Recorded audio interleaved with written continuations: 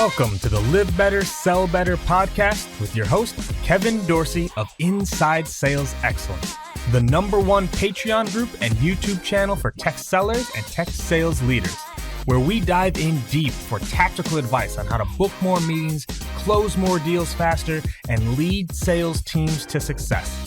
But we don't stop there. We also focus on the person in salesperson.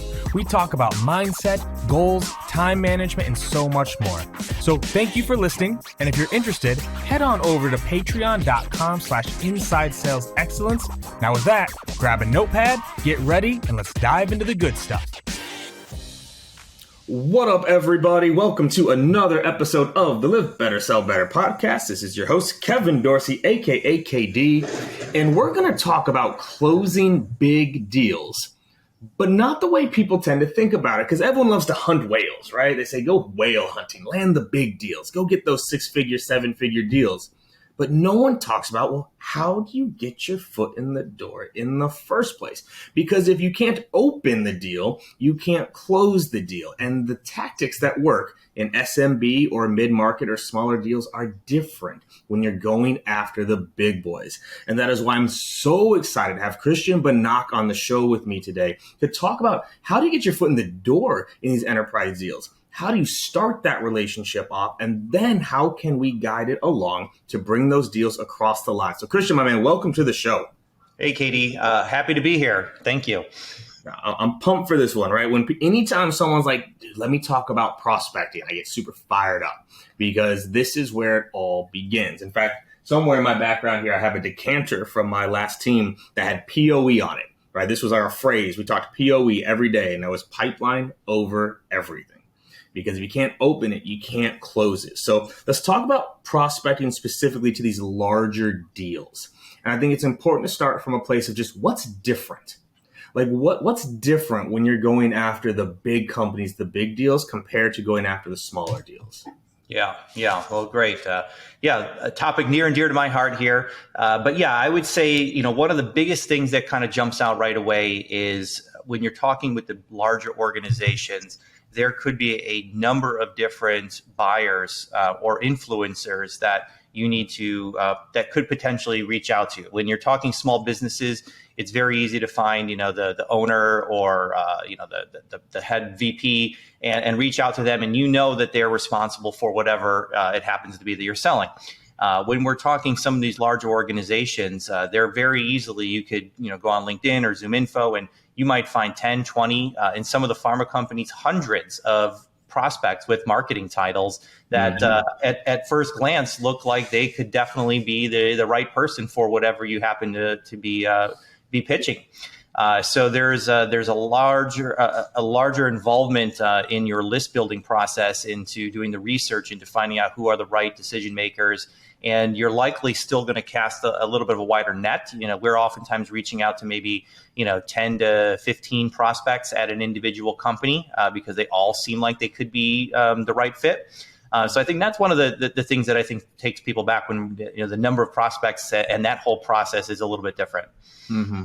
And I love the call out to casting a wider net, but I would love your thoughts on should you be using the same bait?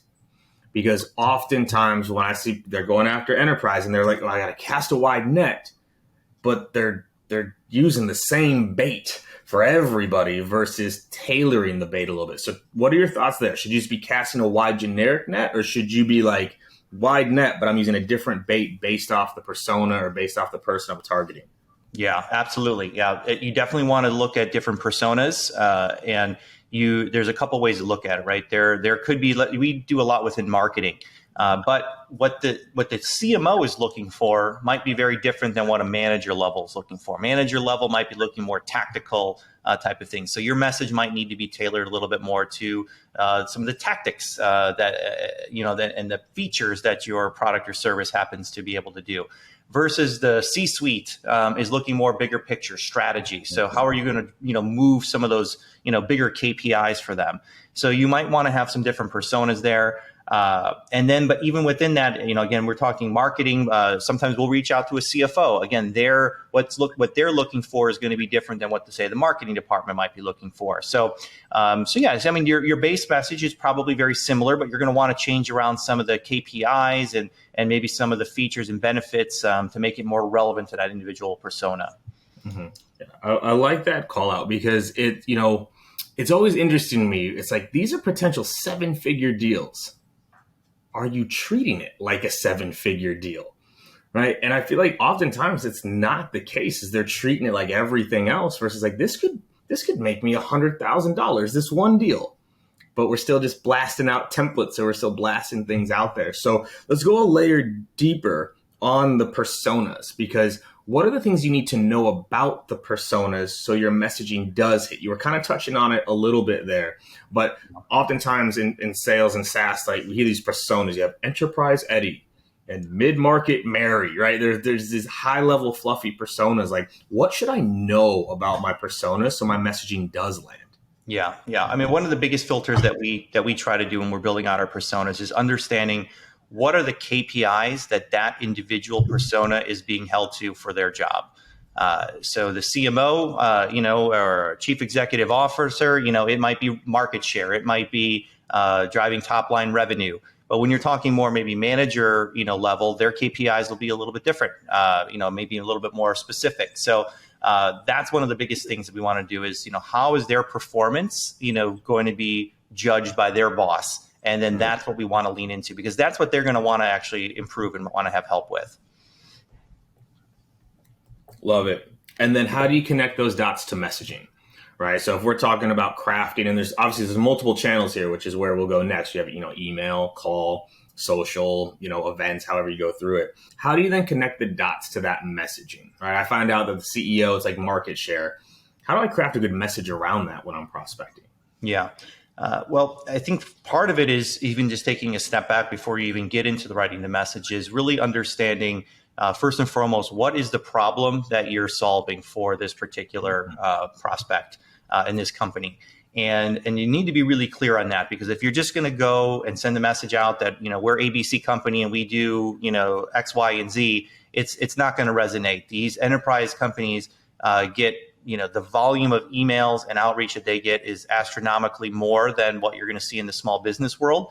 So you have to keep that in mind. Their inboxes are much more noisy. So you have to be very short and concise in your message, but at the same time, drill down into, you have a problem and we have a solution and we have an idea about how to solve that problem. So that's one of the first steps that we actually start with before we can get into the message, understanding what the problem is that we solve. And then when you know the problem, you can start to think, okay, particularly for this prospect, how do we help make their jobs and their lives easier? And then that's when you start connecting some of those KPIs back to your solution and that problem. I love it. I knew we were going to vibe on this when I saw, I love acronyms. So we're going to get into your Propel framework here in a second. But when the first letter of Propel is pivotal problem, I was like, this guy gets it. Because that is the key. Is like, if you don't understand the problems of your prospects and personas, your messaging is never going to land. And so I really, really like that point there. And how do you find that out, though? Let's keep going tactical. How do you know the main problems of your personas? I feel like we've lost sight of this in sales over the last really 7 to 10 years, where when I think when you were coming up in the game, I was coming up in the game, like you got a binder about the industry, about like the prospect, all that. And now we just get product training. Like, how do you find out some of these key problems that the personas deal with? Because most sales reps are not the persona they're selling to. Right. I'm a sales rep selling to a CFO. I'm not a CFO. I'm a sales rep selling to a VP of engineering. I'm not a VP of engineering. How do you kind of find those problems out? Yeah.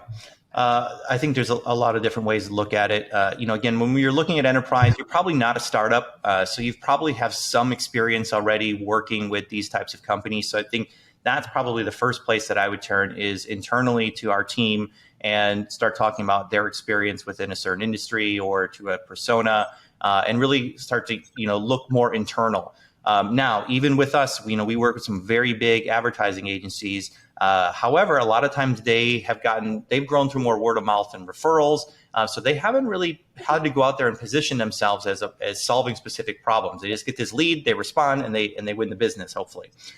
So if you don't have that kind of internal, and even if you do, what we like to do is, you go out and you have to do research. There are a lot of third-party reports, Gartners and Forresters, and even some of the big consulting companies, the McKinseys of the world, are putting out reports about what's happening in, the industry, or what's affecting, certain trends that are happening, and really educating yourself, on the marketplace. And, we call doing a market analysis.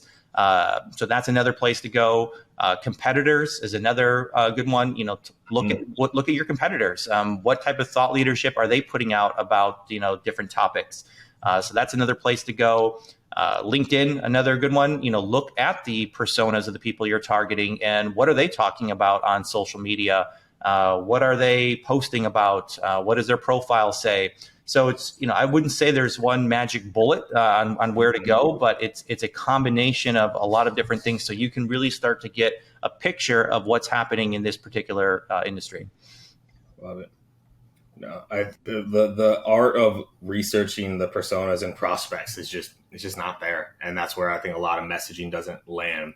So now keep going down this path. One of the other letters in your framework is offer insights, right? The O is offer insights.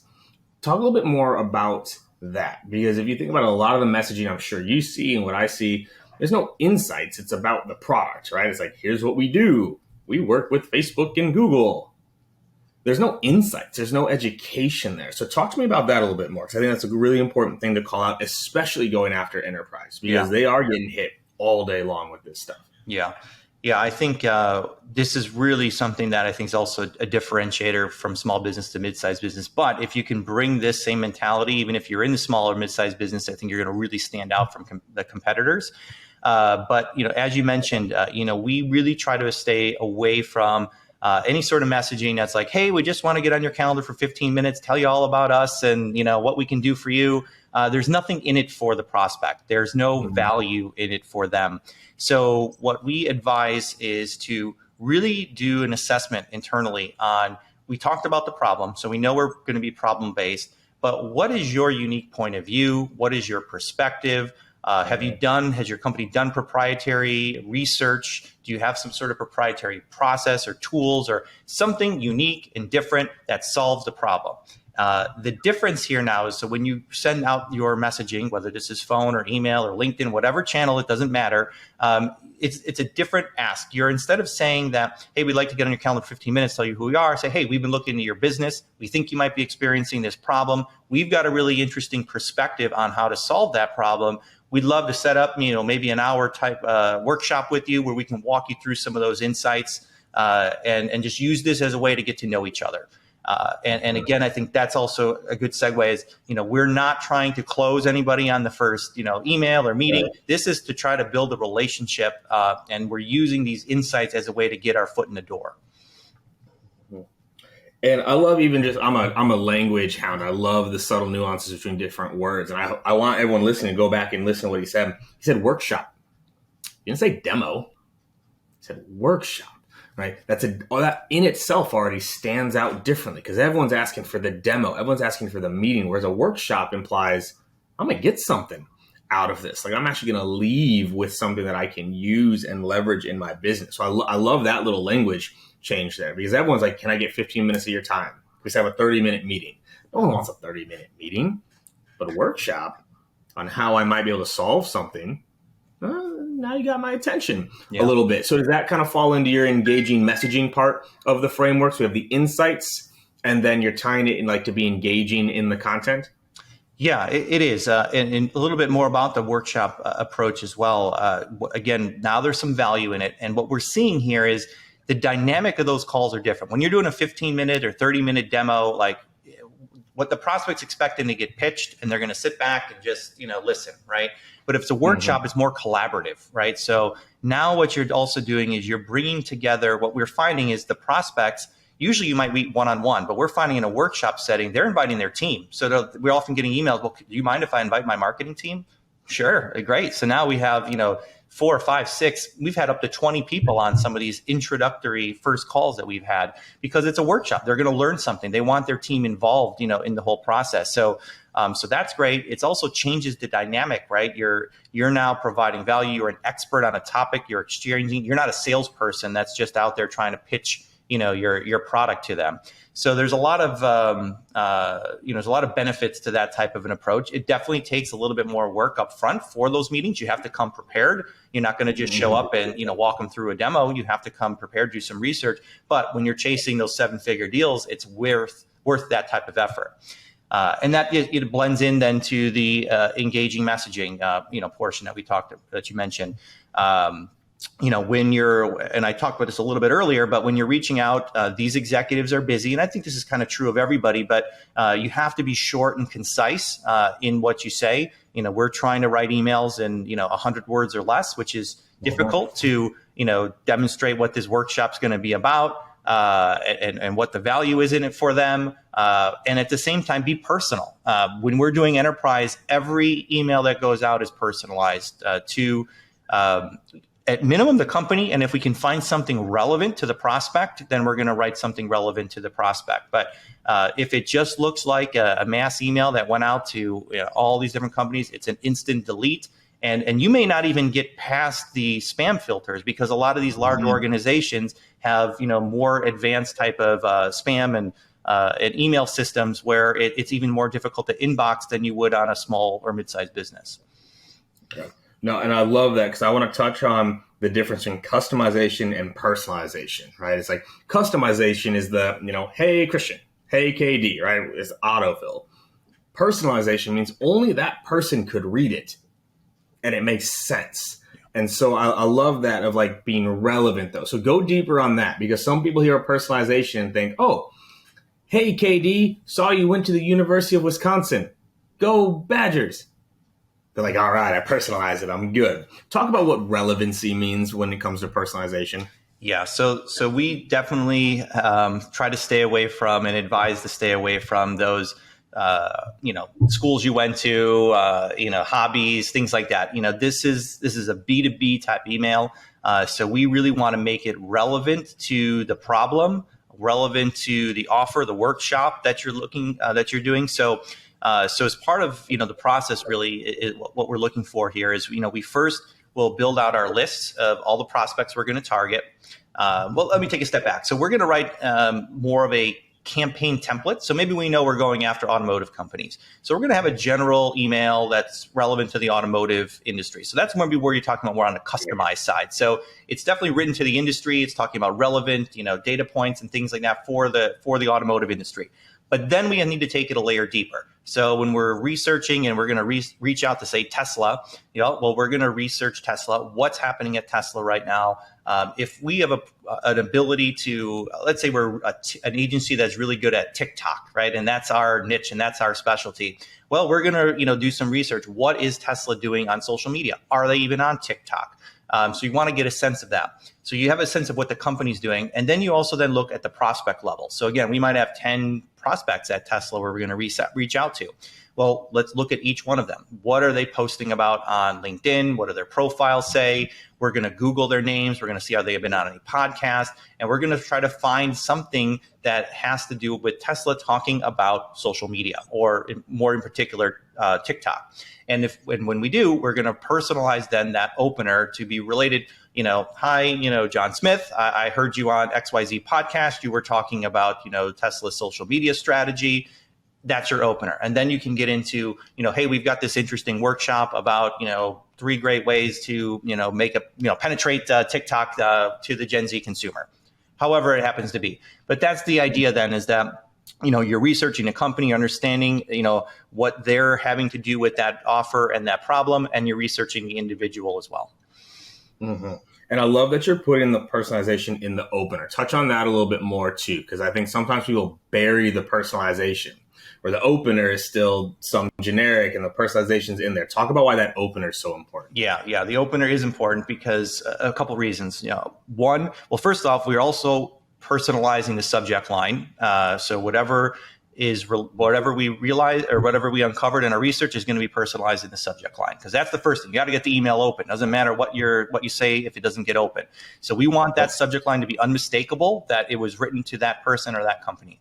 Secondarily, then the next part is the opener. And you can see there's a little preview on your emails. We all have them. So if it looks very generic, then it looks marketing or salesy, it's going to be deleted. So you want to make sure, especially those first few words, that it's very apparent that this was written one-to-one to that individual. So that's really important. That also helps get it open. Well, now you get it opened. What the first line needs to do is prove that it is really a one-to-one email, but then it needs to get them to read to the second line. So the first line got to get in the second line got to get in the third line. So you want to keep accomplishing those little mini goals. So if you have your personalization buried, in the middle or the end, first of all, they may not even open the email. And even if they do, they're going to read the first line, oh, this is a canned email, sales email, and press delete. So you want to make sure you get that out right out of the gates. No, I love it. And it's funny. I haven't ever used this language around it, calling it the opener. I've always just said like the first sentence, but I love opener because that's what gets the email opened. Way simpler. I like your method a little more. It's like, it's the opener. That is what it is. And it makes you think, will this line make them open the email? Yep. Okay. So, but is one email enough, my friend? Can I just send one good email and hope for the best? I wish it was, but it's certainly not. No. I think, this is true. I think in probably small business, mid-size, but definitely in enterprise, it definitely takes a multi-touch, multi-channel approach. We like to do shorter, maybe 2 week, 10 days to 14 days sprints, we call them, and where you're going to get maybe 4 emails in that kind of condensed time frame. And there's phone calls and social touches, mixed in between. And then, we usually then will put that prospect to rest if we haven't heard from them, and then we'll try to re-engage them in another 90 days. But yeah, it's certainly not one email. It's multiple emails. And in those follow-up emails, you still have to be short. You still have to be personal. And hopefully, you're adding some value along the way as well, where you're mentioning maybe, because you can't get everything, put into that first email. So what else can you share in the second, the third, and the fourth emails that continues to help tell the story and hopefully push the prospect and incentivize them to want to reach out to you? Yeah. No, and I don't know if everyone caught it, but you said it very early in the episode. Every touch should be personalized when you're going after these large accounts. It's still shocking to me, one, how often no messages are actually personalized, none. But most people only personalize the first one. Just that first email. And then all the rest are templates. And it's like, well, by the time they open email number 3, they're just seeing your garbage template there. And so now they're just going to throw you away like everybody else. And so I love that personalization for every step. But then you just touched on something I think is so key, which is storytelling. Talk about that a little bit. How do you create a story throughout this process that is engaging? Yeah. That is that's challenging again when you got just 100 words or so to do. But you want to make sure you're talking about the problem, and there are different elements that you might want to poke at, because there might not just be one problem. Maybe there are different facets of the problem. So, maybe your first email touches upon one, the second email touches upon another. So that's one way to look at it, is kind of, bringing the problem to life in some different ways. You may be talking about, you're mentioning, the workshop. Again, there could be a lot of different elements on some of the insights that you're going to share. You probably can't come right out of the gates and just say all of it. So maybe one of the emails goes a little bit deeper into what the workshop will entail and some of the insights that you're going to have, or, perhaps it's more case study based and some of the experience then that you have, because I think that's also key when you're talking enterprises. They want to know that you've done it for companies similar to them. They're hit up again every which way. So how do you tell that story? Hey, here's some workshop, here's some insights. Oh, and it's based on some work that we did for, I used Tesla earlier, for, Ford, some of the work that we've done for Ford. So you want to kind of continue to add onto it and make that come to life in each one of those emails. Mm-hmm. Yeah, it's connecting the dots to the whole process, because I see that happen a lot too. Like email 1 talks about this thing. Then email 2 just talks about a totally different thing. over here. We're not connecting the dots. We don't keep that thread going throughout the entire process. Now, where do, I guess some of the other channels fit into this? We've been talking a lot about email, and I hope people are kind of picking up on really, we're talking about email, we're talking about messaging. Yeah. And the messaging kind of carries over. But then where, kind of walk me through your thoughts on what channels, or is it just email? Is it email social? Kind of what have you seen work best for you and your companies? Yeah. So email and phone are probably the primary two channels that we work with. We're definitely using LinkedIn from a research standpoint. But our experience, interestingly, for enterprise has not been as strong doing the kind of, connection request and sending a cold, DM in LinkedIn. We haven't seen great results from that. I will say for our company, and we're targeting, for us, our customers are mid-size advertising or small advertising agencies are who our customers are. We get a lot of leads from the kind of the LinkedIn approach. But we're really, phone and email are probably our two, from outreach standpoints, our two main channels. Mm-hmm. And then how do you approach that call then? Right. So we've been sending these emails. How do you approach that call? Again, what's the opener there of okay, I've been emailing you, and all of a sudden you answer, right? All of a sudden, wait, he actually answers. Now what? Yeah. Great point. So what we've done all this great research to personalize the email. Well, why are we not using it on the phone as well? So what we do is, you have to kind of get past the first, song and dance to just at least get them to engage in a little bit of a conversation. But very quickly in your opener, you want to, again, make them realize that this is not just a blind cold call. So we're going to reference, hey, we've been looking into your business, Tesla, we saw this, you speak on this podcast. So the same type of talk track that we're using for the email, we're trying to incorporate that into the beginning of the cold call. So it's unmistakable that we engaged you on a one-to-one level, and there's a reason, for reaching out. So that's kind of how we'd like to start, these cold calls that we make. And, the objective then is to share enough about, hey, here's the personalization, the personalized opener. We talk a little bit about the problem. We make it very clear that, hey, we're not here trying to sell you anything. We've got this interesting workshop that we're looking to offer you. And then we try to then book, book a session with them. If they're not willing to jump right into, a big 1 hour workshop, then we try to move them. Hey, how about maybe a 15-minute call? We'll just at least dive into what this workshop is all about. And that we kind of make it a little bit of a bigger ask, and then we'll pull back and ask for something maybe a little bit smaller of a commitment on their behalf. I love that. Well, what I taught my teams often was twofold. One, what's the big no to little yes? Mm-hmm. What's the big no? Something that maybe it is too big, but you ask for it because it sets up that smaller yes. But we also very, very often we talked about what's the next best thing, and being prepared to make that ask. Okay, we asked for the workshop. They say no. What's the next best thing? How about a 15-minute just overview of what it could be? They say no. What's the next best thing? Well, if I sent you a video of just some of the main highlights, would you at least give it a watch? It'll be 90 seconds. By that point, they're probably going to give you a yes. And it's all right, fine, yes, I'll watch the video. All right. Next best thing as we go through this process. And so as we start to kind of get towards the end here, as we start to wrap, really it's almost what else? We've talked about messaging. We've talked about the channel. We've talked about offering insights. We just started to touch on the call. What are some other strategies or tactics you've seen work well for you and your clients to land more of these larger meetings? Yeah. A couple other things that I'll throw out there, when oftentimes where people are surprised at the limited number, I guess, of companies that we're reaching out to. And I think when you're doing smaller, mid-sized businesses, from my experience, the list have actually been a little bit larger than what we do. But when you're doing more enterprise level deals, there's not an endless supply of companies.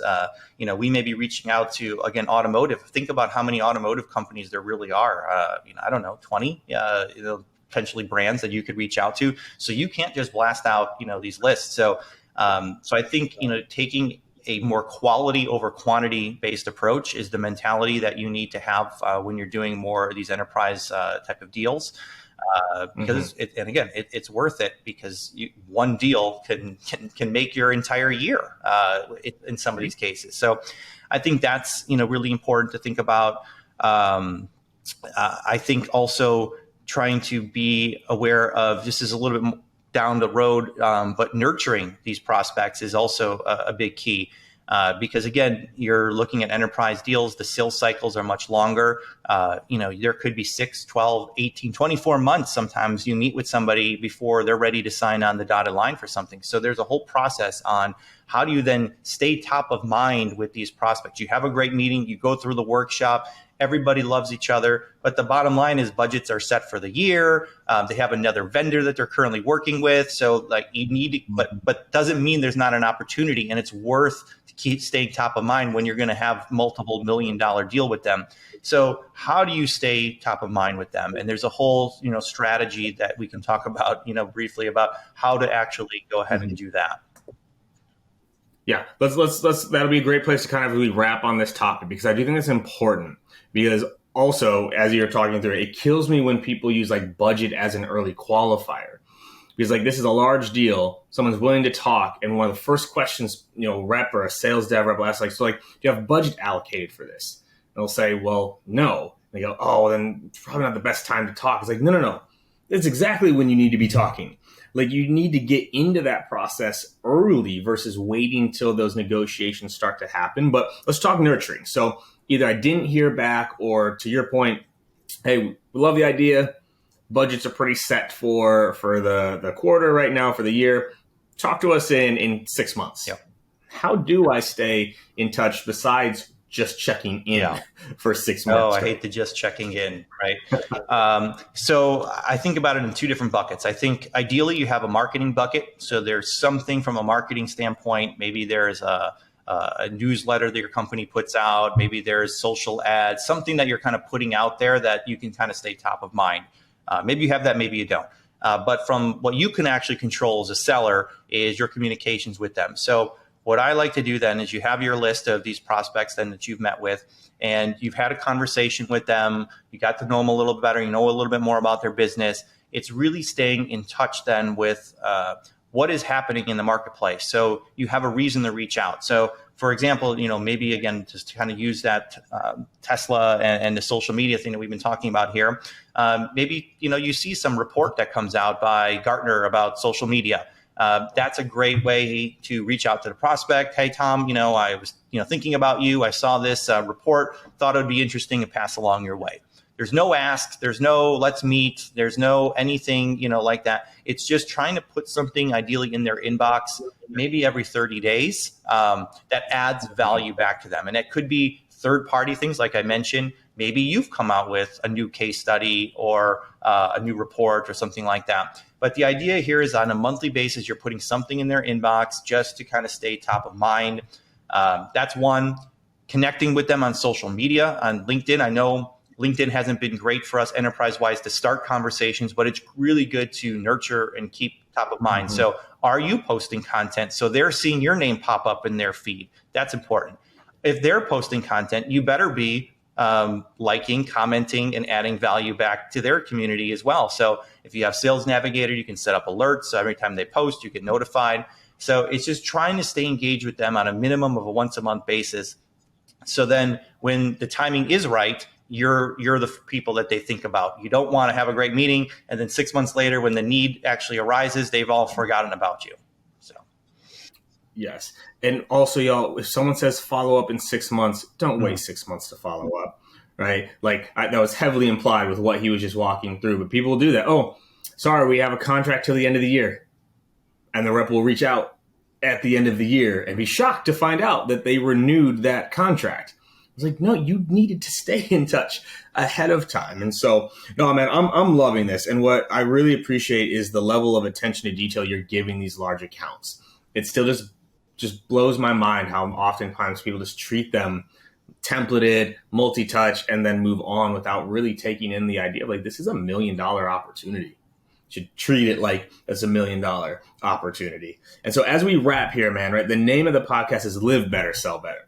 Because I actually had this really weird idea, right? That if we took better care of ourselves, if we had more energy, more joy, more fulfillment, more happiness in life, that the sales would also improve. So as we wrap here, what would your live better advice be for people listening? Yeah.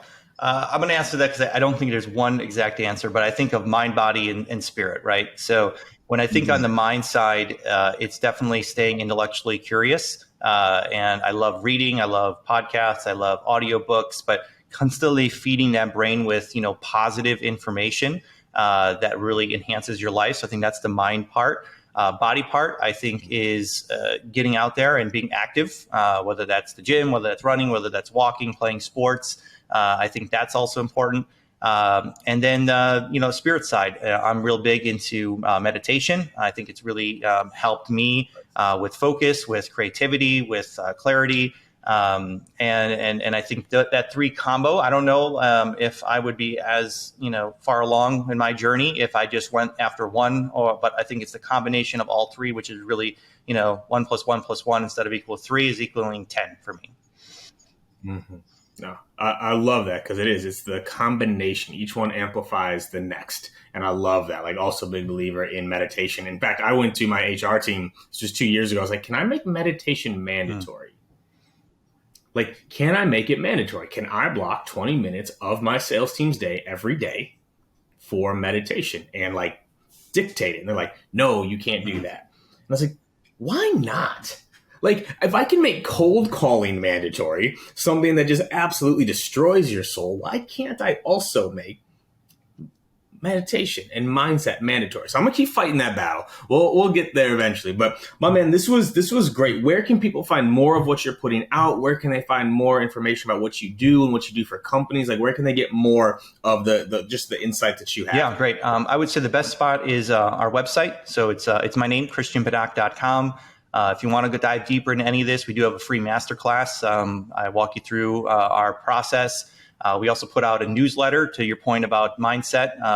Part of the newsletter is a motivational type story to kind of start your week off, along with some, new business tips as well. And you can register for that on the website as well. I can be found on LinkedIn, Christian Banach also. But yeah, anyway, reach out. I'm happy to connect and talk turkey with anyone. Hell yeah, my man. Well, I appreciate it. This is the good stuff here, and it's the things that I hope people actually go and do. So they don't just hear this and go, that's a great idea, but actually go put it into effect, because it'll actually drive the change, man. So I appreciate you, man. This was great. Thank you for your energy and your insights today, man. It was Thanks, really good. Katie. Appreciate it.